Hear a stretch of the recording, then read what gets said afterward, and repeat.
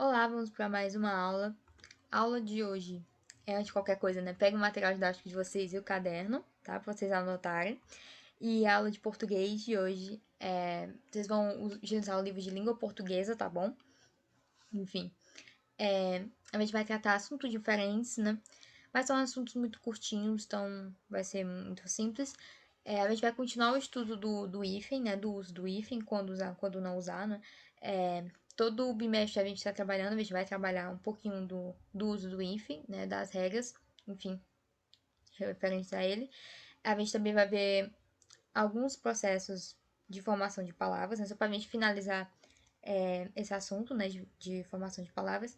E o que são recursos modalizadores, tá bom? Então, sobre o uso do hífen, o que a gente pode acrescentar aqui como regra, né? Além das regras que a gente já viu no bimestre passado, a gente pode acrescentar mais duas. Quando a gente tiver os prefixos hiper e inter, o que vai acontecer? E a outra palavra, ela começar com H ou com R, a gente vai colocar o hífen. Então, por exemplo, hiperhabilidade. Eu tenho ali o hiper e a outra palavra começa com H, não é? Então, eu tenho que colocar o hífen, tá bom? E também interrelação. Eu tenho o inter e a outra palavra começa com R, tá bom? Então, eu coloquei ali o hífen, ok? Bem simples, né?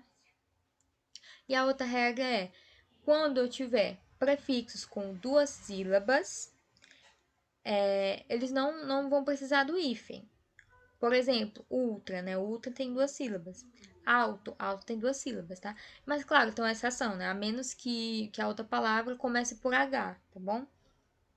Ou se tiver a mesma vogal, né? Do prefixo. Que são regras que a gente já estudou. Enfim, então, por exemplo, ultravírus não precisa de hífen. Autoanálise também não precisa, tá bom? E outros processos de formação de palavras, só para a gente finalizar de uma vez por todas eles, não é? A gente já viu a derivação, né, os processos derivacionais, processo de composição também, né? Agora a gente só vai acrescentar outros processos, né, que podem acontecer, apesar de não ser os mais predominantes, eles podem acontecer, tá? O hibridismo, né, que é quando eu pego palavras de línguas diferentes, de idiomas diferentes, e eu vou juntá-las, tá? Por exemplo, a palavra surfista. Surfista, a parte do surf, né, é de língua inglesa, né, de origem inglesa. E a parte ista, esse sufixo, ele é um sufixo de origem grega, né? Ou seja, idiomas diferentes que eu juntei, tá bom? Do mesmo modo, burocracia. Esse buro é da língua francesa e esse cracia também é do grego, tá bom? E eu juntei, tá? Idiomas diferentes. Ok. Hibridismo. Beleza. Também tem uma onomatopeia, que é quando eu vou ter palavras novas que vão representar sons, né? Então, por exemplo, se eu falar toque-toque. Toque-toque é uma palavra que está representando um som, não é? E do mesmo modo, atim, ding-dong seria a campainha, enfim, né? E eu também tenho a abreviação, né? Quando eu vou abreviar ou vou reduzir a palavra. Então, por exemplo, São Paulo, eu posso chamar de Sampa, né? Por exemplo. Cinema, eu posso chamar de cine. Fotografia, eu posso chamar de foto, né? Ninguém mais fala fotografia, todo mundo fala foto. Então, são palavras novas que elas vão se formando, né? Ao longo do tempo, tá bom? Por esses processos, né? Tanto de eu juntar duas línguas diferentes, como eu abreviar, né? Eu reduzir a palavra, como eu pegar sons e escrevê-los, né? Na forma de palavra mesmo, tá? E recursos modalizadores, o que são isso? Consideram-se modalizadores todos os elementos linguísticos diretamente ligados ao evento de produção do enunciado. Preste atenção. E que funcionam como indicadores das intenções, sentimentos e atitudes do locutor em relação ao seu discurso. Então vamos traduzir. Como assim, né?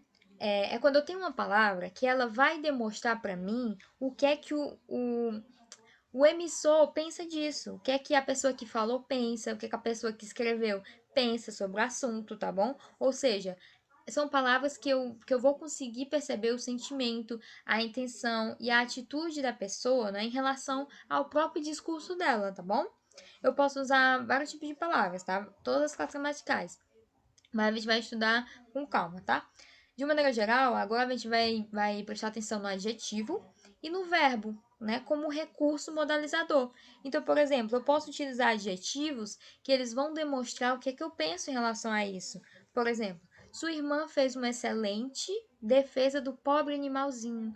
Quando eu coloco excelente e pobre, quando eu coloco esses adjetivos, dentro desse contexto, eu consigo perceber o que é que eu sinto, né? O que é que eu acho disso? Consigo. Né? Eu consigo perceber uma proximidade minha com esse animal, no caso, né? É uma relação de carinho até, né? De piedade, né, com esse animal, né, de ter pena do animal. Ah, pobre animalzinho. É diferente, né, eu colocar esse pobre ou não colocar nada. Eu poderia falar, sua irmã fez uma excelente defesa do animal, mas não, eu coloco pobre animal, né, eu boto no diminutivo, né. Enfim, e quando eu falo excelente defesa, eu estou dando uma ênfase nessa defesa, né? Quer dizer que é uma coisa que eu concordei, que eu gostei, ou seja, eu concordei com o posicionamento dessa pessoa. Eu perceber? Além disso, eu posso usar também verbos e locução verbal, enfim, como esses recursos, tá? Modalizadores. Por exemplo, quando eu falo, acho que você pode melhorar seu trabalho. Você percebe quando eu falo acho, ele passa essa intenção minha, não é? É diferente de eu falar assim, melhora seu trabalho. É que eu falar, acho que você pode melhorar. Então, esse verbo eu estou usando aqui para amenizar um pouco a situação, não é? Para soar como se fosse um conselho, como se fosse uma sugestão, não é verdade? Do mesmo modo, ele negou sua participação. Eu poderia falar, ele não vai. Mas eu falo, ele negou sua participação. Quando eu falo negou, quando eu uso verbos de elocução, né? Ele negou, ele afirmou, ele indagou. Quando eu falo isso, eu tô falando como ele falou aquilo. Então é diferente de eu falar assim, ele falou que não ia. Mas não, eu falei, ele negou. Falei a mesma coisa, mas a forma como eu falei vai me indicar o que eu penso sobre isso. Ou seja, eu demonstrei, né, que foi uma coisa mais radical, né? Ele negou, é uma coisa mais forte do que eu falar, ah, ele disse que não ia. Entendeu? Então, são palavras que, claro, de forma muito sutil, né? Mas que a gente vai percebendo o posicionamento da pessoa que falou em relação ao que ela mesma disse, tá bom? Enfim, vamos para um exercício aqui, tá? Para erradicar a pobreza, o Brasil teria de gastar mais de 21,3 bilhões de reais, tá? Essa seria tipo uma manchete do notícia. E agora, depois da leitura, vamos analisar algumas coisas. Primeira coisa, o que a manchete apresenta como tema, né, pra gente? A segunda coisa, como é que esse tema ele é apresentado, ou seja, quais recursos a gente consegue identificar aqui que está chamando mais atenção, tá? E a C, qual o efeito do sentido, né? Ou seja, o impacto causado pelas escolhas dos recursos. Vamos colocar aqui logo só para a gente visualizar, tá? O que a manchete está dizendo? A manchete está dizendo dos gastos necessários para a erradicação da pobreza no Brasil. Né? É isso que a manchete diz. Mas como é que esse tema ele é apresentado? Vamos prestar atenção. O tema é o que? É isso, né? Os gastos necessários para a erradicação da pobreza no Brasil, não é? Agora é assim que está na manchete? Não, não é assim que está na manchete. Como é que está na manchete? Para erradicar a pobreza, ou seja, primeira coisa que a gente já nota, a inversão, não é? Em vez de ser os gastos necessários para a erradicação da pobreza, esse é a erradicação da pobreza lá atrás, eu joguei lá para frente. Por que eu fiz isso? Eu fiz isso para chamar minha atenção. Quando eu tenho lá logo no começo para erradicar a pobreza, eu estou dando ênfase nesse assunto, né? Erradicação da pobreza, né? Ok. O que mais a gente pode perceber? Que eu tenho aqui esse teria, né? Esse verbo aqui como recurso modalizador. Por quê? Porque esse teria está demonstrando uma incerteza que a pessoa que escreveu tem.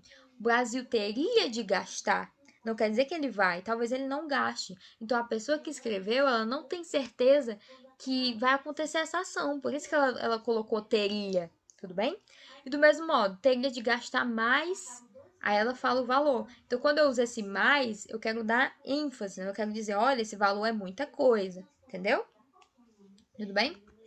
Espero que vocês tenham entendido. Se vocês não tiverem entendido, vocês podem rever essa aula, essa e as outras aulas no canal da escola. Acesse todo o conteúdo no site da escola, tá? E acompanhe a agenda digital de vocês, tá bom? É isso e até a próxima aula.